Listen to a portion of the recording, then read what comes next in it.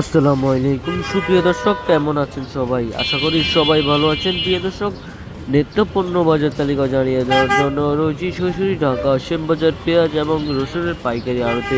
প্রিয় দর্শক, জানিয়ে দেব আজকের বাজারে পেঁয়াজ এবং রসুনের বাজার দর কেমন রয়েছে, বাড়তির দিক রয়েছে নাকি কমতির দিক রয়েছে। প্রিয় দর্শক, আমাদের সামনে এই মুহূর্তে রয়েছে দানা পেঁয়াজগুলো, যেগুলো আজকের বাজারে 75 টাকা থেকে 80 টাকার ভিতরে বেচা বিক্রি চলছে, এবং এদিকে রয়েছে রাজবাড়ির কালো পেঁয়াজগুলো, এগুলো আজকের বাজারে একদমই 90 থেকে 92 টাকার ভিতরে বেচা বিক্রি চলছে। এবং কি প্রিয় দর্শক, পেঁয়াজের বাজারে গত 2 দিনের ব্যবধানে 15 টাকা বাড়তির দিক রয়েছে, এবং কি এই বাড়া প্রতিনিয়ত বাড়বে বলে জানিয়েছেন ব্যবসায়ীরা, কারণ সামনে মুড়ি কাটা পেঁয়াজ আসবে, যে কারণে তার আগে কিন্তু পেঁয়াজের দাম বাড়িয়ে দিচ্ছেন হাটে ঘাটে। এমনকি প্রিয় দর্শক, এই পেঁয়াজের বাজার আমদানি কমতির দিক থাকার কারণে কিন্তু পেঁয়াজের বাজার বাড়তির দিক রয়েছে।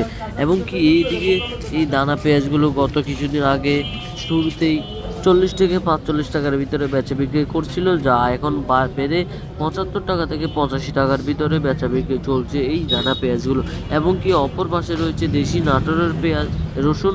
এই রসুনগুলো আজকের বাজারে সর্বনিম্ন 50 টাকা এবং সর্বোচ্চ 65 টাকার ভিতরে বেচা বিক্রি চলছে। এবং কি তার পাশে রয়েছে রাজবাড়ির পেঁয়াজ, যেগুলো আজকের বাজারে 55 টাকা থেকে 60 টাকার ভিতরে বেচা বিক্রি চলছে। এবং কি প্রিয় দর্শক, এই দেশি রসুনের চাহিদা খুবই কমতির দিকে এবং আমদানি রয়েছে বাড়তির দিকে।